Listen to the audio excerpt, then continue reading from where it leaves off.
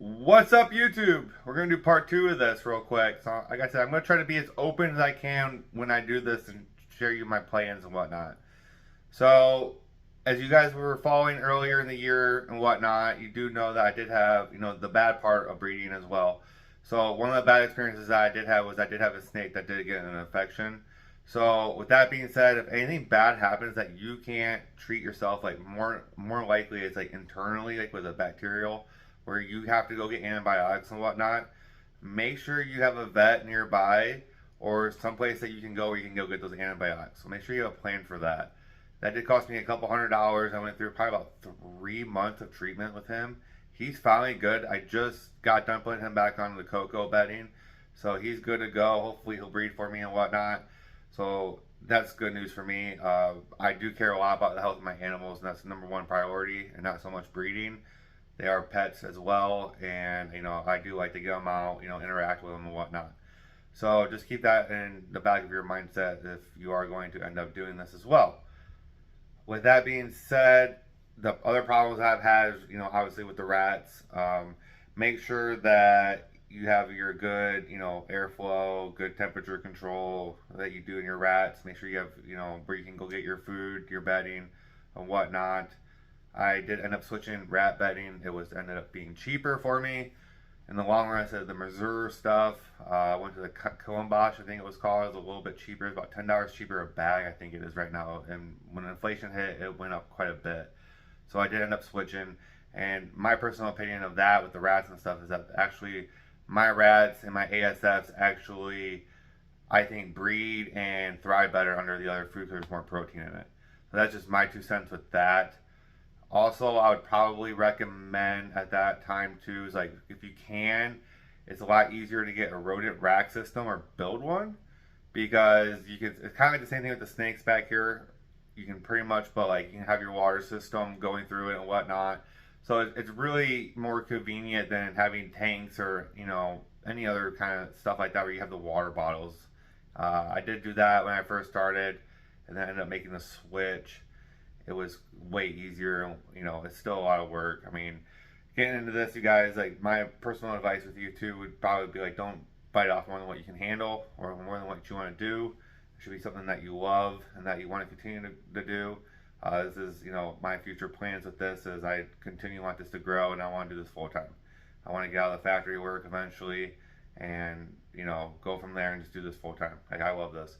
So I'm only going to grow. That's my plan. How fast I'm going to grow, I don't know.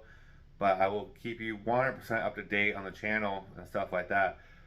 As far as, your social media goes, you want to try to get your name out there as much as you possibly can. So that's why I do Instagram a lot. If you haven't followed the Instagram account, it's 419 Morphs. I do a lot of reels with the snakes and whatnot on that. So I mean, I'm on there. I'm pretty active on that actually. The YouTube as well is just I kind of use it as a journal as well to see how far I've come, and so it keeps you guys up to date like what's going on. And I like doing the videos too. They're kind of fun. So I mean that's not for everybody though, but I get a benefit out of it. I can see how long how far I've come along. So with that as well, I still got one, two, three. I still got four slots available for the V70s. I do want to get another rack of the V70s and probably another rack of the PVCs for these grow ups as well for in the future. And I am going to probably need a bigger incubator down the road, but that won't be okay for probably about another year or two. So I probably won't have to worry about that too, like right now. So on the business side of this, like you have to know like when to stop buying, like when you're at that level. So for me, like that, slow down buying is like right now, like where I'm not buying anything if it doesn't fit in my projects. I got what I need. If it's not going to accelerate me another generation or something like that, my breeding, I'm probably not going to buy it. I'm probably just going to make it. Maybe depends on how long it's going to take me to make. But if it's going to save me, 4 years down the road to, I mean, that's a big time frame, guys. So is the extra money that you're going to spend into that one snake worth, jumping ahead of generation? I mean, sure, yeah, it is. It depends on like what you want to do. Like I said, it depends on where you want to go. So I'm at that point now where I'm breeding for myself as well, where I can hold back. I can hold back some females and stuff, and I can add them, some genes into these projects and whatnot. So that was the goal anyhow. So we'll see how that goes. So that's just some advice for you guys too. If it doesn't, like I said before in the other video, if it doesn't sell, it's not a big deal because you should be breeding based on your projects anyhow.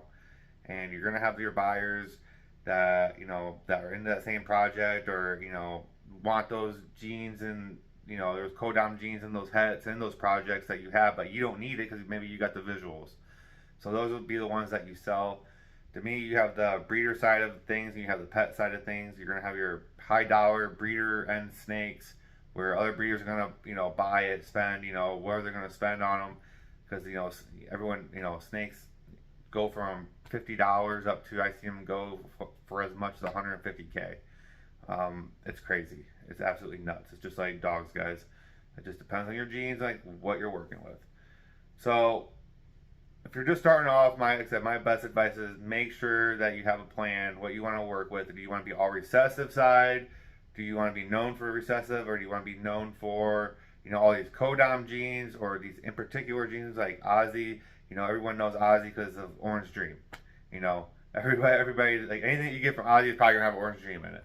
So, I mean, he works that into his recessives as well, but mostly everyone knows him for Orange Dream. And that's kind of like where I'm going to be at. I'm going to want to take mine to the recessive, but I want to be more of the DG hypo type guy.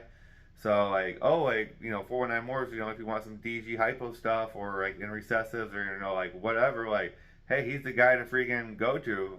We'll see how that works out. So that's kind of like where I'm at right now, guys. I'm going to keep you guys updated as this season goes along.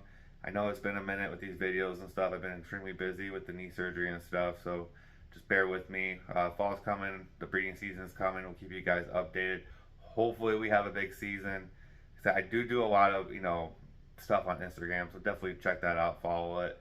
I am doing a podcast as well now. I'm sure, as most of you guys have seen, we'll keep doing those to keep the content coming on this channel and stuff, because I don't want to bore you guys. I try to do what I can. I'm excited for this, guys. So I said it's just a start, so it's only gonna grow. I plan on getting another rack here within a couple months, I hope, maybe. We'll see how the future plans out. So until then, guys, I hope you guys are enjoying the channel. Like, comment, subscribe. I'm out of here.